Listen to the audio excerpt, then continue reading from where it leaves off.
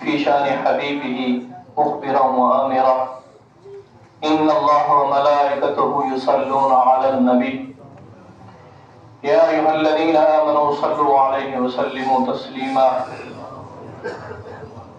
الصلاة والسلام عليك يا سيدي يا رسول الله الصلاة والسلام عليك يا سيدي يا حبيب الله وعلى آلك وصحابك يا سيدي يا خاتم النبيين الصلاة والسلام عليك يا سيدي يا نورا من نور الله وعلى آلك وصحابك يا سيدي يا خاتم المعصومين يا صاحب الجمال ويا سيد البشر من وجهك المنير لقد نقبل القمر لا يمكن الثناء كما كان حقه بعد خدا بزرگ تو ایک قصہ مختصر.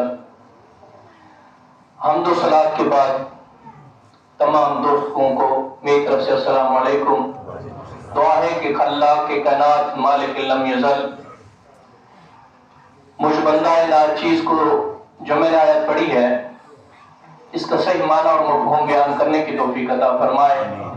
قلباً دعا ہے جس مقصد کے لیے ہم سب اکٹھے ہوئے ہیں اللہ تبارک و تعالی اس بیوی کو اپنی بارگاہ میں جوار رحمت عطا فرمائے, اس کی قبر کو منور فرمائے, ورثہ کو صبر جمیل عطا فرمائے, صبر جمیل پر اجر عظیم عطا فرمائے. آج کی جو رات ہے, آنے والی جو رات ہے آج کی, یہ معراج کی رات ہے. یہ وہ رات ہے جب میرے پیارے آقا و مولا صلی اللہ تبارک و تعالی کو اللہ تبارک و تعالی نے اپنا دیدار عطا فرمایا ہے اور سیر کروائی. اب وہ میں سیر کا تو واقعہ نہیں بیان کر سکتا, ٹائم بہت کم ہے, لیکن اللہ تبارک و تعالی نے جو دیدار کروایا میں وہ تھوڑا سا آپ کے سامنے پیش کرنا چاہتا ہوں. حضرت جبرائیل علیہ السلام نے آپ علیہ السلام کے سامنے واقعہ بیان کیا اپنی معراج کا. حضرت جبرائیل علیہ السلام اللہ کے نبی سے عرض کرتے ہیں, یا رسول اللہ, اللہ تبارک و تعالی نے مجھے معراج کروائی. میری معراج کیا ہے, میں اتنا آگے ہو گیا کہ صرف 70,000 پردے باقی رہ گئے. اس سے جب پہلے ملاقات ہوتی تھی یا گفتگو ہوتی تھی اس سے کہیں زیادہ پردے ہوتے تھے. اب میری معراج یہ ہے کہ میں اللہ تبارک و تعالی کے اتنا قریب ہو گیا, صرف 70,000 پردے رہ گئے. اچھا, ایک پردے کی موٹائی کتنا ہے, 500 سال کی. ایک پردے کی جو موٹائی ہے, اگر کوئی وہ فاصلہ طے کرنا چاہے تو اسے 500 سال لگیں گے. اور حضرت جبرائیل کو اللہ تبارک و تعالی نے جو معراج کروائی ہے وہ صرف 70,000 پردے رہ گئے. یہ کس کی معراج ہے, یہ حضرت جبرائیل علیہ السلام کی معراج ہے. محترم سامعین, ایک معراج حضرت جبرائیل علیہ السلام کی ہے, ایک معراج کرنا چاہی, اللہ کا دیدار کرنا چاہا حضرت موسیٰ علیہ السلام نے. بار بار تکرار کیا. اللہ تبارک و تعالی نے کہا, موسیٰ تیری آنکھ وہ نہیں ہے جو مجھے دیکھ سکے. لاڈلے نبی تھے, بار بار اصرار کیا تو اللہ تبارک و تعالی نے ایک تجلی, صرف ایک تجلی کوہ طور کے اوپر ڈالی. کوہ طور ریزہ ریزہ ہو گیا. حضرت موسیٰ علیہ السلام غشی میں بیہوش ہو گئے. جب وہ آنکھ بند ہوئی اور آنکھ کھلی, اس آنکھ میں اتنا نور آ گیا تھا, حضرت موسیٰ علیہ السلام اندھیری رات میں پہاڑوں پہ چلتی ہوئی چونٹی کو 30 میل دور دیکھ سکتے تھے. اللہ تبارک و تعالی نے بن واسطہ نہیں, بلا واسطہ اپنی صرف ایک تجلی کہاں ڈالی ہے, کوہ طور کے اوپر ڈالی ہے. اور حضرت موسیٰ علیہ السلام کی آنکھ نے اس کو دیکھ نہیں سکی, صرف وہ تجلی جو آنکھ میں گئی اور وہ آنکھ بند ہوئی، آنکھ کھلی، حضرت موسیٰ علیہ السلام اس تجلی سے وہ فیض یاب ہوئے، رات کو پہاڑ پہ چلتی ہوئی چونٹی کو 30 میل دور دیکھ سکتے تھے۔ اب وہ میل جو ہے وہ کلومیٹر میں نہیں ہوتا، کلومیٹر تقریباً 48 بنتے ہیں، یعنی اگر ہم اندازہ لگائیں یہاں سے مظفر گڑھ تک تقریباً 85 کلومیٹر بنتا ہے، مظفر گڑھ تک رات کے چاندنی رات میں نہیں، اندھیری رات میں حضرت موسیٰ علیہ السلام 30 میل دور چلتی ہوئی چونٹی کو دیکھ سکتے تھے۔ تو اللہ تبارک و تعالیٰ قرآن پاک میں ارشاد فرماتا ہے میں نے اپنے محبوب کو دیدار کیسے کروایا ہے، ثم دنا فتدلی، یہ آواز آ رہی تھی، ایک دفعہ نہیں، بار بار آواز آ رہی تھی میرے محبوب اور قریب ہو جا۔ اللہ تبارک و تعالیٰ کے محبوب جو ہے وہ کتنے پردے مکمل کر کے گئے ہیں؟ حضرت جبرائیل علیہ السلام جو اللہ کے سب سے قریب ہے، اللہ کے سب سے قریب ہے بھی نورانی، نور سے بنے ہوئے ہیں، اللہ کے سب سے قریب کتنا ہوئے ہیں، کتنا فاصلہ رہے گا؟ 70,000 پردوں کا، ایک پردے کی موٹائی کتنا ہے؟ 500 سال ہے، ٹھیک ہے؟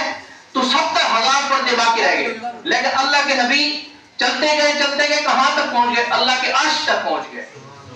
تو اللہ کے عرش تک پہنچ گئے، آوازیں کیا آ رہی ہیں؟ ثم دنا فتدلی، ثم دنا فتدلی، میرے محبوب اور قریب آ جا، میرے محبوب اور قریب آ جا، میرے محبوب اور قریب آ جا۔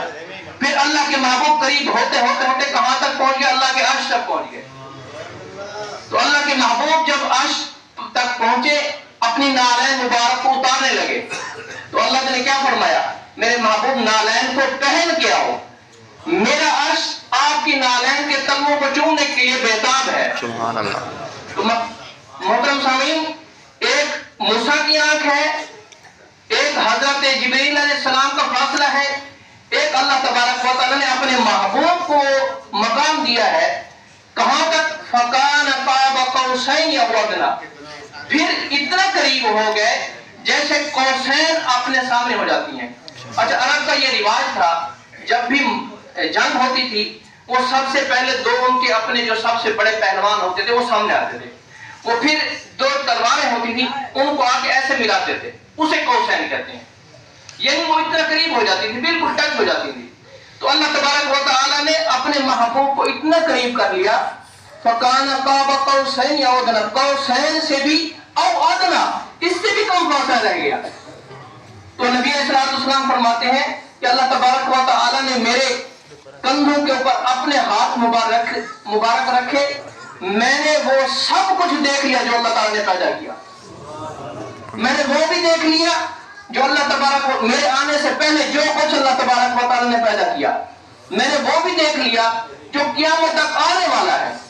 اب ٹائم نہیں ہے میں بتاؤں کہ اللہ تبارک و تعالیٰ کے محبوب نے ہمیں کیا کیا بتایا، آگے کیا کیا ہوگا، ٹائم نہیں ہے، تو اتنا قریب ہو گئے۔ محترم سامعین، یہ ہمارے ہم خوش قسمت ہیں، ہم وہ امت ہیں جس کے نبی کو اللہ تبارک و تعالیٰ نے یہ دیدار کروایا۔ اچھا، اللہ کے محبوب کی یہ آنکھ جب اللہ کا دیدار کر کے آئی، اس کے بعد کیا ہوا؟ یمن میں جنگ ہو رہی ہے، ایک پورا مہینہ لگتا ہے جاتے ہوئے، ایک پورا مہینہ لگتا ہے واپس آتے ہوئے، یمن میں جنگ ہو رہی ہے۔ نبی علیہ السلام مسجد نبوی کے منبر پہ بیٹھے ہوئے ہیں، صحابہ کرام کو بتا رہے ہیں کہ اب یہ ہو رہا ہے، اب میرے جھنڈا جو ہے فلاں کے ہاتھ میں ہے، اب جھنڈا فلاں کے ہاتھ میں ہے، اب جھنڈا فلاں کے ہاتھ میں ہے، فلاں شہید ہو گیا، فلاں شہید ہو گیا، فلاں شہید ہو گیا۔ اب جو ہے جھنڈا جو ہے وہ اللہ کی تلوار کے ہاتھ میں آ گیا ہے۔ اللہ کی تلوار کسے کہا جاتا تھا؟ حضرت خالد بن ولید کو کہا جاتا تھا۔ اب جو جھنڈا ہے وہ حضرت خالد بن ولید کے ہاتھ میں آ گیا ہے۔ اب اللہ تبارک و تعالیٰ نے حضرت خالد بن ولید کو فتح عطا فرما دی ہے۔ نبی علیہ السلام کہاں بیٹھے ہوئے ہیں؟ مسجد نبوی میں منبر پہ بیٹھے ہوئے ہیں۔ جنگ کہاں ہو رہی ہے؟ یمن میں ہو رہی ہے۔ فاصلہ کتنا ہے؟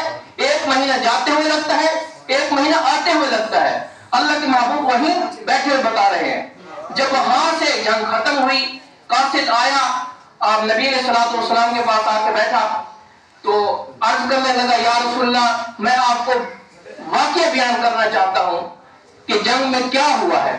اللہ کے نبی نے فرمایا ہے کہ تو بتانا چاہتا ہے یا میں بتاؤں کیا ہوا ہے؟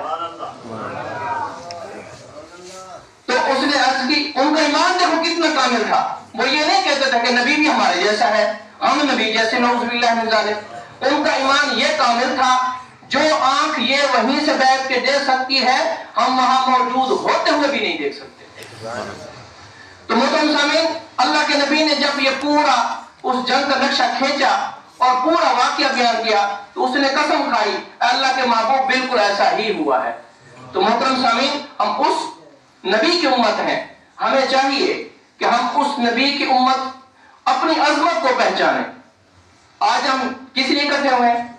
ایک ہماری بی بی نے، ایک ہماری ماں نے کیا چکھا ہے؟ ذائقہ چکھا ہے، کل نفس ذائقۃ الموت۔ ذائقہ جو ہے یہ ترش بھی ہو سکتا ہے، کڑوا بھی ہو سکتا ہے، میٹھا بھی ہو سکتا ہے۔ موت کا ذائقہ کڑوا بھی ہو سکتا ہے۔ اچھا کڑوا کیسے ہوگا؟ ہمارے اعمال سے ہوگا، ہمارے برے اعمال سے ہوگا۔ اچھا میٹھا کیسے ہوگا؟ کڑوا ایسا ہوگا جب یہ ذائقہ چکھایا جاتا ہے تو یہ ایسا ذائقہ ہے، جب یہ ذائقہ چکھایا جاتا ہے اگر اعمال خراب ہوں گے تو اتنا ترش ہوگا کہ آپ نے اس دنیا میں کوئی بھی ایسی کڑوی چیز چکھی نہیں ہوگی، اور اگر آپ کے اعمال اچھے ہیں تو یہ اتنا میٹھا ہے، یہاں دنیا میں ایسی مٹھاس اللہ تبارک و تعالی نے پیدا ہی نہیں کی ہے۔ تو محترم سامعین، اپنے آپ کو بہتر کیجئے، اپنے ذائقے کی طرف کوشش کیجئے کہ ہمارا ہمیں جب ذائقہ موت چکھایا جائے تو وہ میٹھا ذائقہ ہو۔ تو محترم سامعین، اللہ تبارک و تعالی سے دعا ہے کہ اللہ تبارک و تعالی میرے یہ ٹوٹے پھوٹے کلمات کو اپنی بارگاہ ربوبیت میں قبول منظور عطا فرمائے۔ امام صاحب نے درخواست کی ہے کہ مسجد کے اوپر والا جو حصہ ہے کام ہو رہا ہے، تمام حضرات اس میں حصہ ملائیں۔